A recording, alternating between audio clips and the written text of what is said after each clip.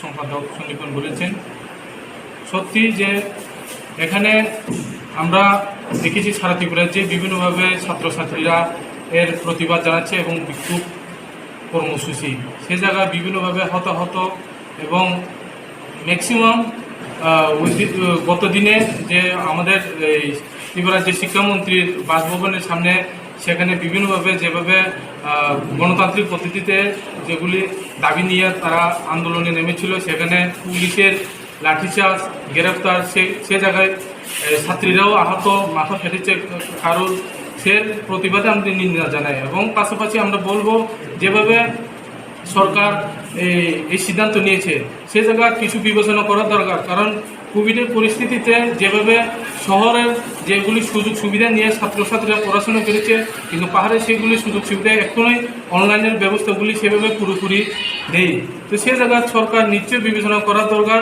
সরকার আমরা বলবো সেখানে সরকার গাফিলতি আছে এবং সে সরকার গাফিলতি যদি এগুলি সংশোধন না করে আগামী দিনে যে ছাত্রছাত্রীরা এভাবে আন্দোলন পথে নামছে আরও তীব্র হবে এ আমরা জানি এবং ছাত্র আন্দোলনের সাথে জড়িত, এবং বলছি আমরা যে অতি সত্বর এটার সিদ্ধান্ত যদি না নেই, এর সমস্যার সমাধান না করি, তাহলে বৃহত্তর আন্দোলনে পথে নামবে ছাত্রছাত্রীরা।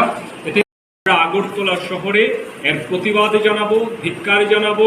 এই ধরনের নির্যাতন এটা অগণতান্ত্রিক, এটা স্বৈর শাসকের কার্যকলাপের নগ্ন চেহারা, এটা মেনে নেওয়া যায় না। এর আমরা তীব্র প্রতিবাদ করি।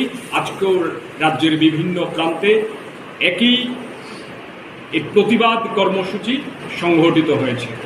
পিএসইউর জেনারেল সেক্রেটারি পরিবর্তে যেভাবে ছাত্রদের পুলিশ দিয়ে লাঠিপেটা করা হয়েছে, ছাত্রদের আটকে রাখা হয়েছে, তা তো চূড়ান্তভাবেই অগণতান্ত্রিক এবং এটা গণতন্ত্রের যা রীতিনীতি, আন্দোলন করার যে অধিকার, তাকে খর্ব করা। আমরা সকলেই অবগত আছি যে গত 2 বছর যাবৎ এই কোভিড অতিমারির প্রাদুর্ভাবের পর থেকে রাজ্যের শিক্ষা ব্যবস্থা, দেশের শিক্ষা ব্যবস্থা, এবং এটা বললে অত্যুক্তি করা হবে না, গোটা বিশ্বের শিক্ষা ব্যবস্থার উপরে একটা সংকট নেমে এসছে। শিক্ষা যে স্বাভাবিক পরিকাঠামো ছিল সেটা এক প্রকার স্তব্ধ হয়ে পড়েছে। গোটা প্রক্রিয়াটাকে প্রায় অনলাইনে চাপিয়ে দেওয়া হয়েছে।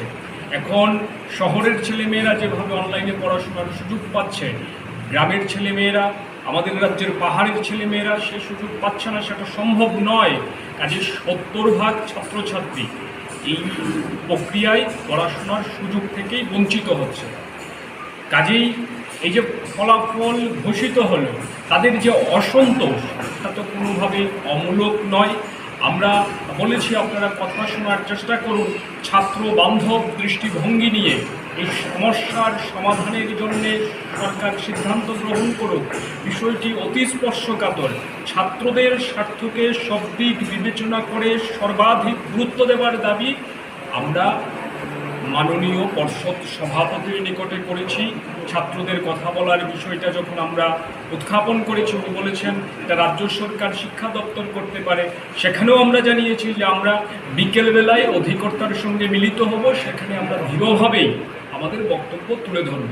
কিন্তু আজকে ডেপুটেশন নেওয়ার পূর্ব মুহূর্তে যেভাবে ডেপুটেশন বাতিল করে দেওয়া হলো, তাতে তো ছাত্রদের বক্তব্য সরকার শুনতে চাইছে, ছাত্রদের কথা সরকার বুঝতে চাইছে, সেটা বলে মনে হচ্ছে না। কাজেই এইরকমভাবে যদি ছাত্রছাত্রীদের নিয়ে ছিনিমিনি খেলা হয়, ছাত্রছাত্রীদের ভবিষ্যৎ আজকে একটা সমস্যার কিনারায় দাঁড়িয়ে আছে। তাদেরকে আজকের এই অন্ধকারাচ্ছন্ন অবস্থা থেকে বের করে আনার দায়িত্ব অভিভাবক হিসেবে সরকারকেই নিতে হবে। এবং শুধুমাত্র যারা অনুত্তীর্ণ হয়েছে তাদের আন্দোলন তো না, অনেকেই ফলাফলে অসন্তুষ্ট। আমরা পর্ষদ সভাপতির নিকট বলেছি যে আপনারা ফলাফল ঘোষণার সময় যা প্রক্রিয়া, সে প্রক্রিয়ার মধ্যে বলেছেন যে পরীক্ষা নেওয়ার ব্যবস্থা করা হবে যারা অসন্তুষ্ট।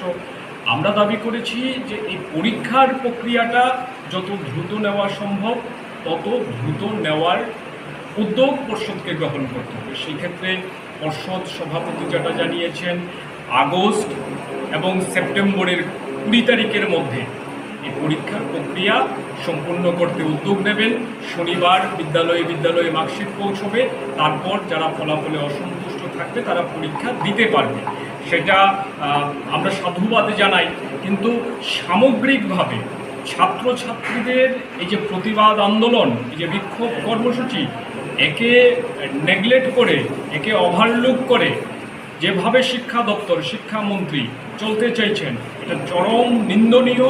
এবং গোটা রাজ্যব্যাপী আমাদের সংগঠনের তরফে যেমন ডেপুটেশন বাতিল করা হচ্ছে, গণতান্ত্রিক আন্দোলনের উপর আক্রমণ নামিয়ে আনা হচ্ছে। কাজেই এইভাবে যদি মনে করেন যে ছাত্রদের আন্দোলনকে স্তব্ধ করা যাবে, ছাত্রদের কথা বলার সুযোগটাকে থামিয়ে দেওয়া যাবে, তাহলে ভুল করা হবে। আমার মনে হয় যে অনতিবিলম্বে যত দ্রুত সম্ভব দপ্তরের দ্বারা বিভিন্ন তার সেট আছে, সেই সেট ব্যবহার করে সাধারণ ছাত্রছাত্রীদের সঙ্গে যারা অসন্তুষ্ট তাদের সঙ্গে কথা বলা হোক এবং কথা বলার মাধ্যমে এই সমস্যার সমাধান করা হোক। শতভাগ পাস করিয়ে দেওয়া হবে কিনা সেটা পরের প্রশ্ন, এবং যা পরিস্থিতি ছিল তাতে স্বাভাবিক পড়াশোনা হয়নি, এটা বাস্তবসম্মত কথা। কিন্তু পর্ষদ সভাপতি যেটা জানিয়েছেন যে একটা নির্দিষ্ট ক্রাইটেরিয়ার ভিত্তিতে ফলাফল ঘোষিত হয়েছে, সেই জায়গাতে যদি সরকার মনে করে যে শতভাগ পাস করিয়ে দেবে তাহলে সেটা করা যেতে পারে, কিন্তু ওনারা একটা জায়গা থেকেই ফলাফল ঘোষণা করেছেন।